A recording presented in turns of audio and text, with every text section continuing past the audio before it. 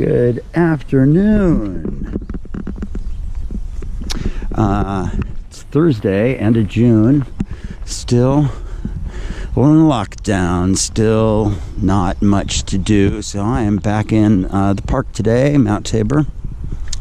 And it's a pretty good week, all in all, even with nothing going on.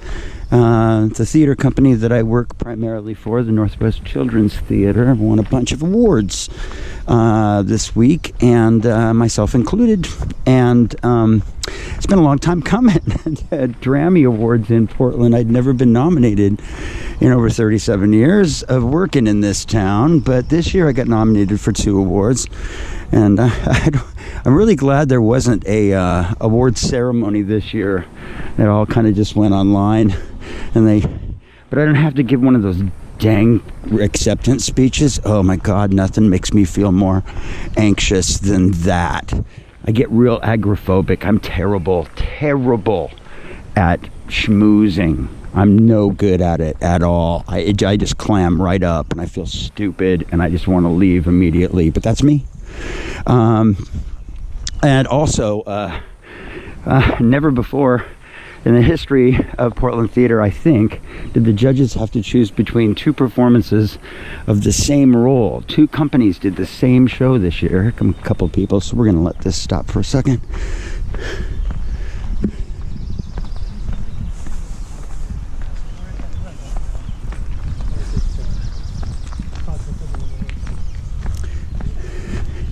And but yeah, Matilda got done at Northwest Children's Theater. It also got done at Lake Oswego, another theater company I've worked with, and my good friend Andy played the same role as me in that show, and we both got nominated for that role, and he won. So he's just a little bit better than me. No, I think they divided it up really well. The great thing is that because these 2 shows had such enormous casts of children, I tell you, I can't stand to watch disappointed children. It's one of those things with me, and I just knew that a goodly portion of those kids were going to get disappointed if there was a ceremony, and I hate to watch it. It's like a train wreck to me. And I know they learned from it, but still, on a totally selfish level, I don't like it. I don't like to watch it. It bugs me. So, anyway, but I won for Best Supporting Actor in How I Became a Pirate, and he won for Lead Actor. But I was nominated for both in the PAMTA Awards as well. We were both nominated for Trunchbull, and neither of us won in that regard. But I did a lot of awards to that theater company, and they, thank goodness for them. I just love them. Second family to me. One of the many second families I've had in my life. And what I miss the most about children's theater is really the kids that come to the shows. And people say, hey, Kevin, you're a good actor. Why do you always work with children's theater? And it's because they're the best audiences in the world. No one loves you like a 5-year-old. No one. And I am pretty good at entertaining a 5-year-old. So here's a new way. I don't even know where this part of the path goes, but we're taking it. But today, just a couple stories of great events that were just simply from the audience. The kids in the audience just being remarkably funny. First one, I'll tell you, it was a show was either Peter Pan or it was El Zorrito. Both shows had sword fights at the end, and this was during a sword fight. And so there's a lot of protection that we put in for the kids and everybody. The sword fight. It was El Zorrito. I have to say, I should win an award simply because the kid in that show left permanent scars on my hands and legs.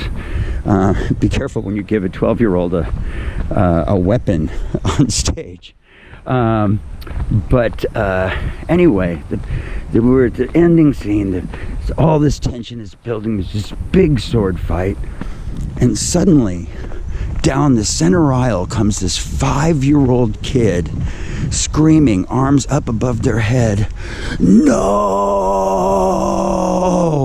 And and ran almost up to the stage as if to stop us from fighting, because the kid did not want to watch us fight, but putting themselves in harm's way in the process. And of course the dad scrambling out of his seat to catch his kid before he actually runs onto the stage.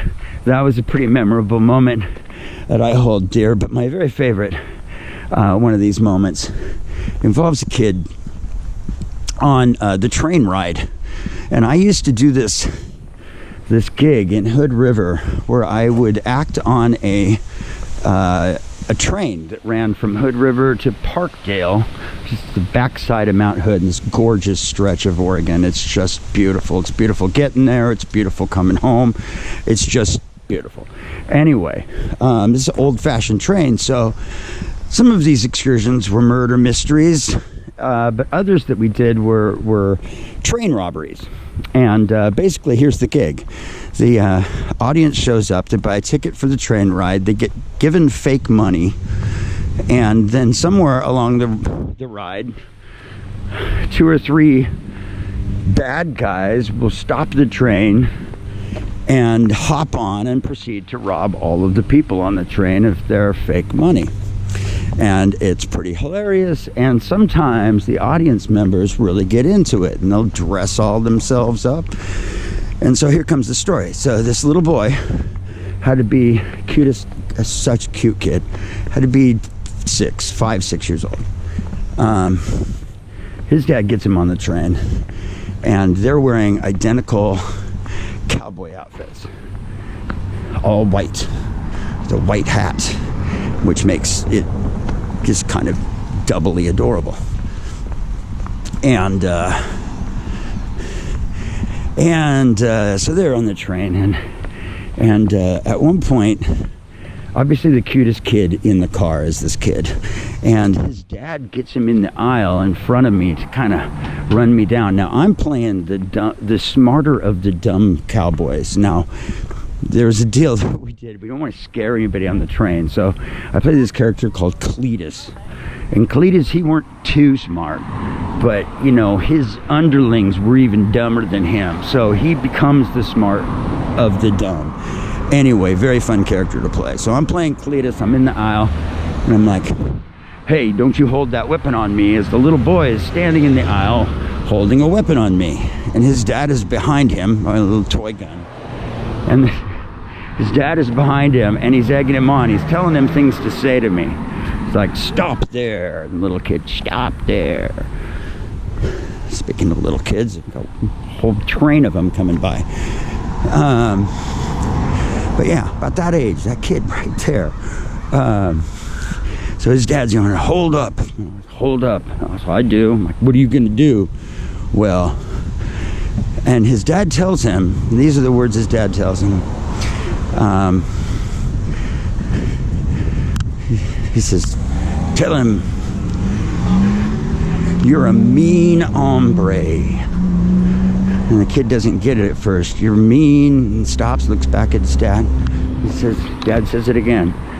Tell him, you're a mean hombre. And the kid looks back at me in full voice, goes, you're an asshole. The entire train breaks over laughing. From that moment on, I just started giving the kid my money. I was like, take me away. There's a whole scene at the end that we just refigured to make it the kid the sheriff. It was a lot of fun, and that is one of the reasons why I work with kids so much. And that is my story of the day.